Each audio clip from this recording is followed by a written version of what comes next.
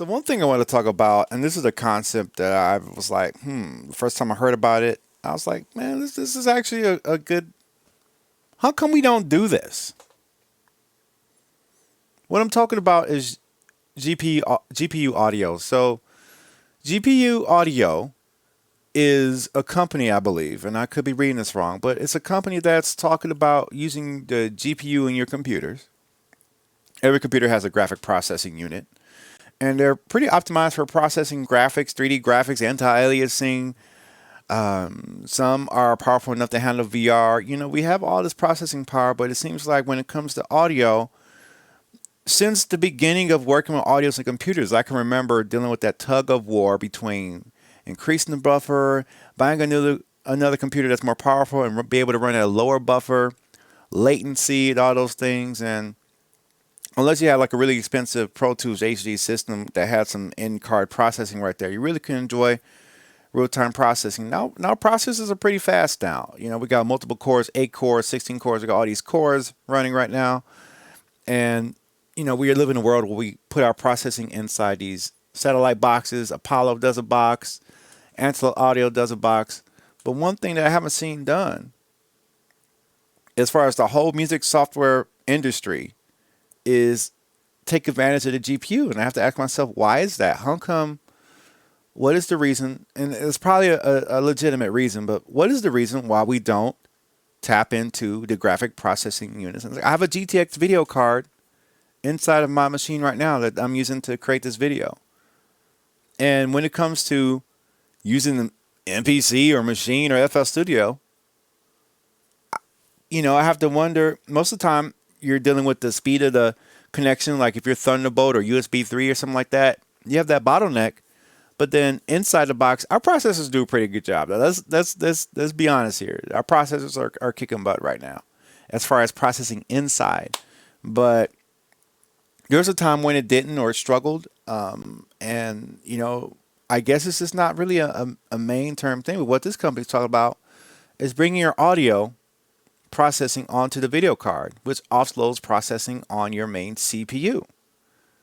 And I think it's a good idea because the gaming industry uses this all the time. They use it to process all those nice graphics for those shooters and those RPGs and all of that stuff.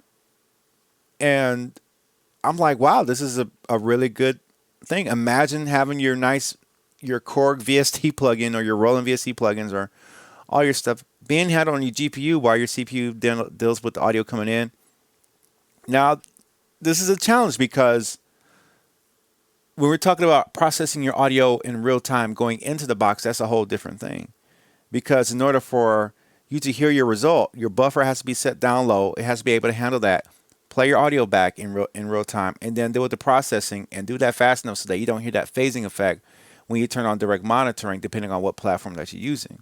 One thing I like about the Apollo system is that I can monitor the result of compressors and pitch correction and reverbs and courses and distortion all happening in real time or near real time and not feel that latency. That's what I like about this, is I'm able to do that without dealing with any of that political buffer issues. That balancing act between making your buffer too small or making your buffer too long. And after a while, if you're really working on a song, you got a lot of plugins going, and you hear that buffer underrun, that cracking, that crackling. Now you're pushing the buffer out, and when you do that, now that when you trigger a VST or whatever, you notice that it feels like it's playing a little late, and then it throws off your timing. That's one thing I like about standalone, even though there's probably latency on anything, but the latency time is such a small time, milliseconds long, that you don't really feel it. Like when you play a workstation keyboard and you're playing that, believe it or not, there's latency there, but it's so fast and so optimized that you don't feel it, and you're able to play and feel that growth, and it's like you're playing a real physical object. But when it comes to professional audio recording situations or prosumer level or at home recording, we don't get to have that real time processing, and this could be a good solution. Now they have an early access about this, and it's like I said, I think it's a pretty cool concept. It could be a cool tool. We know that a lot of computers are really powerful to handle a lot of plugins, but what this plugin suite does, and it would be cool if there are more plugins like this that would tap into the GPU of the computers. I know they're chilling, displaying things, doing monitors, but there's still a lot more. But they're designed to process a lot of stuff, handle multiplayers, video games. We got graphic processing units, processing audio, removing the noise out of the room. You ever seen the algorithm that machine learning algorithm that's inside the video cards that filters out like a whole vacuum cleaner right next to your microphone and doesn't filter out your voice? You might have seen a video like that. Totally off the chain. Totally lots of fun. I'm definitely interested in trying this out and seeing what it works. But again, my processing is tight on this computer. I have a lot of processing power here, plenty of RAM. It's a great system.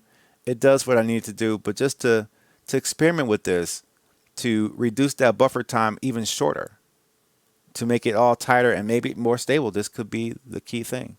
Let me know what you think about this in the comments below. Would you like to see your GPUs run your music software versus your CPU, or would like to see them more work together to provide a more seamless and more smoother experience for you? I think it's a really cool concept, albeit maybe a little late, but I'm definitely interested in exploring what possibilities that they provide with this. The free access that I signed up for gives me a convolution reverb. I haven't got it set up yet, so when I get that set up, I'm going to come back and probably do another video. All right? So with that being said, I'm Delio. You watch the Delio TTK YouTube channel. Leave, like, comment, and I'll see you later.